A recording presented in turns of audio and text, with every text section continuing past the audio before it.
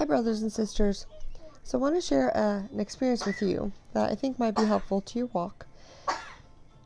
And so I'm going to be a little transparent today with some things that I've been praying about, and I want to show you that sometimes what we pray for, the Lord doesn't always answer it the way that we think He's going to answer it, the way that we expect Him to answer it. So I have been praying recently and asking the Lord to help me with stepping out of my comfort zone and stepping out and manifesting things in the physical realm, because there's some things that I'm struggling with opening up and letting go. Example, last year I had a couple times where I had to lay hands on some people in my family because of someone got hurt, an ankle got twisted, headaches, things like that. So I laid hands on different people in my family, and there was times that things were manifested. I had hopefully there's not too many distractions because my grandson's here, but I really feel that this is important and that people can learn from this. So that's why I'm sharing it. But anyways, there came a time where I began to start to doubt myself because things weren't manifesting the way that I thought that they should manifest. There were times that I laid hands on people and things were done right away.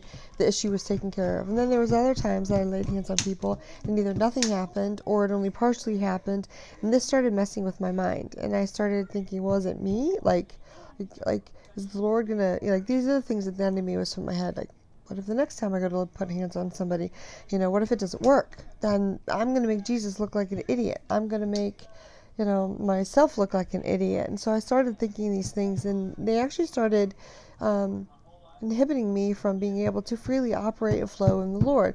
Now, let me say that anytime that you do something and step out in faith, it does not come from you.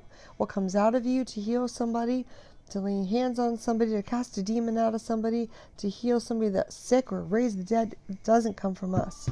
It comes from the Lord only. So, with that being said, I know that this is the answer, but if we don't have the faith to step out and do it, the Lord's not going to manifest. Well, we don't have the faith for Him to do. And that's what was kind of happening. So I was kind of shying away from doing things. And so I noticed, as I started praying, Lord, help me with this. Help me to get out of this. Help me to get out there and manifest your glory. Help me to get out there and do what you've called me to do. And also to help me have no fear what anybody else thinks. Because that was another thing that the enemy was messing with my head on. If it doesn't happen, are they going to be looking at, oh, she said Jesus is real, but she can't even get, she lays hands on somebody, nothing happens. And I didn't want to be a mockery for the Lord. So I noticed, over the past week, there were little things that were cropping up in my life that was happening to other people, non-believers around me, that was kind of forcing me to have to step out. My soon-to-be daughter-in-law was having issues with hives, and then my granddaughter got a really severe rash. There was all these things that were coming about, things that I had opportunity to lay hands on people and to heal and to move mountains for people to receive something from the Lord. And so I found that there was still something there that was hindering me. I was still struggling. I could say it under my breath. I could turn away and say it, but I was struggling to do it in front of other people. So I really began to seek the Lord on this. And so this past Saturday, my daughter-in-law ended up going to the emergency room because she had a series of hives that continued to keep coming out. So they went to the emergency room. They gave her some steroids. And when she came back, she had some kind of reaction to the steroids. I think it's because she had taken something prior. She had taken Benadryl, and when they gave her the steroids, I think when the two of them came together, she started to feel really weird. So basically, that opened the door for the enemy to come in and to begin messing with her, and she ended up having a panic attack. Now, the first time she had the panic attack, of course, I was there for her. I was praying, and I literally, prayed over her while she was having this panic attack. I was comforting her, and my son had called the paramedics, so they were on their way to come and take care of her. And the amazing thing is God showed me right away, this is spiritual, Susan. It is definitely spiritual, because when they got there, they put a mask on her face, and when I asked them what her oxygen level was, the paramedic had picked up the cord, the bottom of the cord, and he waved the cord at me to show me it was not plugged into anything. And he said her oxygen level is 100%. So I knew this was definitely spiritual. So I continued to pray over her. We got her to calm down. And later on that night, I got a phone call in the middle of the night because it had happened again to her. She was having a panic attack, but this time she didn't want the paramedics there. She wanted me there. So I went down to the house, and at first I tried to just get her to focus on her breathing because she was hyperventilating. She was clutching her neck. Like, she was really panicking. Her face was red. She was crying. She was not hearing anything. So I kept trying to talk to her, and I kept trying to get her to slow down her breathing because I knew that was not helping. And it got to the point where I'm like, this is not working. Like, I know what this is. I know this is a spiritual battle. Kylo. I know this is a spiritual battle, and I need to step up and do this.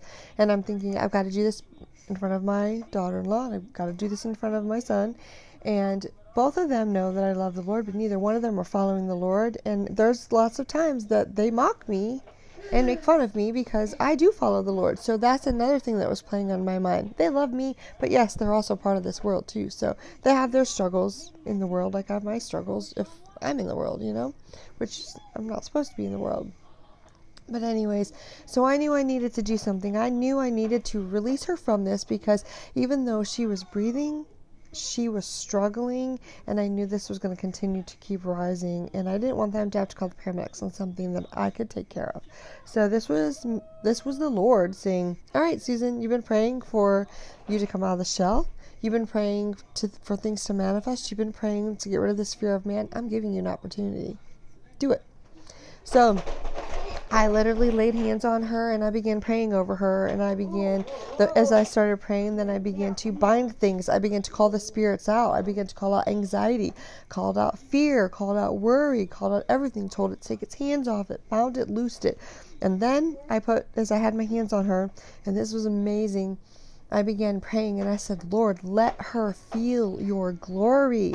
Let her feel your glory. Kylo. This is the devil manifesting through my grandson because he doesn't want you to hear this. But I kept saying, let her feel your glory, Lord. Show her who you are, Lord. Let her taste your power, Lord. Let her taste and see that you're good, Lord. Let her see what I see. And as I had hands and I was praying for him to intervene, I felt this power from my back go. It wrapped around me, went out my arms, down my fingertips, into her body. And the minute that it happened, she was like, she took a breath in, a real deep breath in, and her breathing, it just went right back down to where it was supposed to be. And I was like, wow, like I had to give him glory right there because I felt the power leave my body and go into her body. And then I seen it happen, and my son is over there and he's in tears. He's almost crying. And she has been crying, and now it's like everything's coming down. And so I'm giving the Lord praise, and I'm thanking him for this. So I talk to them for a few minutes, and I tell them, like, you're going to be okay. You're going to be okay. These things are not coming back tonight. You're going to be okay. And so I leave, and I see her the next day, and, she thanks me for coming over to her house and to help her because they only live 2 doors down from me. So that night, last night, same thing happened again. Well, let me back up. I also had a spirit attack. Sorry, guys. There's no one at the door. I can see my security cameras, but the enemy's just trying to cause destruction to make me lose my train of thought. So I also, the same night that she had that first seizure, in between the first and second seizure that she had, my dog had a seizure. My little dog. So I had to bind the spirit that was causing her a seizure in front of my entire family that was sitting outside with us because we had a little cookout. And so I had to do it that night too. So there was a second time I had to allow the Lord to work through me, and I had to bind something in front of my family. who none are walking with the Lord, by the way. And then, so last night I get another phone call in the middle of the night, and she FaceTimes me, and all I can hear is her. I can hear her panicking, and I can hear her gasping for air. So I run down to the house, and she's in her room, and she's laying down, and she's clutching her neck, and she's clutching her back, and she's panicking, she's shaking now. It's manifesting, and it's getting, what's attacking her is taking more control over her. And each time that this happens, she's showing more and more and more signs of being manipulated and being controlled. So this time I didn't even mess around. I laid hands on her, and I told it to come up and come out now. And it was just like, you're coming up and you're coming out of her. You're not going to continue to keep doing this to her. So I told it to come out. It started to come out. Her breathing started to get fine. But then I felt like there was a couple that were still lingering on. They were trying to play games. Let's see how serious she is. So when I realized and I discerned that they were still there, I, started my warfare again, told them to get out. Then I prayed and asked the Lord to fill her with His Spirit and to fill her with His presence. And she ended up calming down. And when it was all said and done, the Lord said, this is going to continue to happen to her until she turns to me. This is going to continue to happen to her. So that's exactly what I said to her. I said, you need to understand, the Lord wants you to know that because you don't have Him as a covering, because you've refused to come to Him, you're giving them dominion over your life. And so it gave me an opportunity to reiterate what I've been reiterating to her for a couple years now, that she needs Jesus. She needs the Lord to come into her life and to be that covering for her. So by the time it was done, I had ministered to her, and I had broke the yoke that was off of her. Well, the Lord broke the yoke off of her through me, as His hands and feet. And then He ended up giving her comfort. She was able to go to sleep. So my whole point in sharing this testimony with you today is to show you that when you pray for something, the Lord is going to give you what you need to shove you out, to open that door, to make you manifest what needs to be manifested. And if we're too afraid to do that, then the Lord can't use us. So He's been answering everything that I asked Him to do. Grandson's disappeared, so I have to figure out where he went to.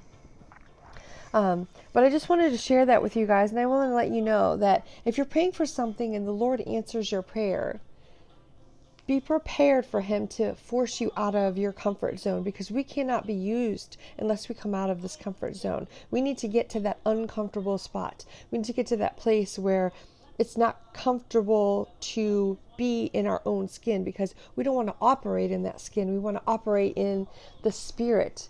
So that's what happened to me. And I noticed last night when I had to go to her house last night, in the middle of the night, the confidence that came out of me, the faith that I had, I knew He was going to be there. I knew He was going to show up. He had done it the night before, and I knew He was going to do it again. And I knew that there was power that was going to flow through me into her, and He manifested it very quickly, and He got under control. And I was not going to leave, and I was not going to walk away until it was done.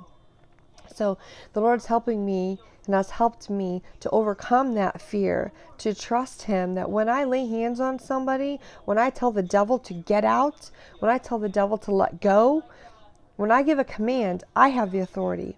It's been given to me by my Father in heaven, and I have the authority to manifest that. When I speak, my words have power, and they must listen and obey. And I must listen to myself speak, because I need to remember that the Lord is operating through me, and that when I let Him out, what I allow Him to do through my hands, through my feet, through my mouth, He will manifest it, because it's not me, it's Him.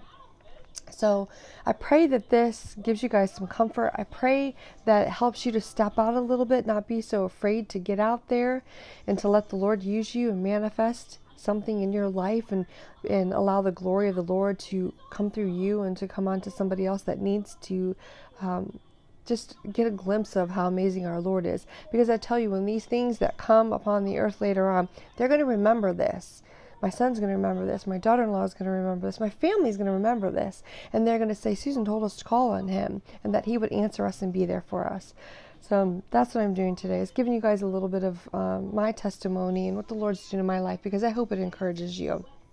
So I have to let you guys go because my grandson could be out the dog door in the backyard. So I have to go. But I love you guys. Take care, and God bless you all. Bye-bye.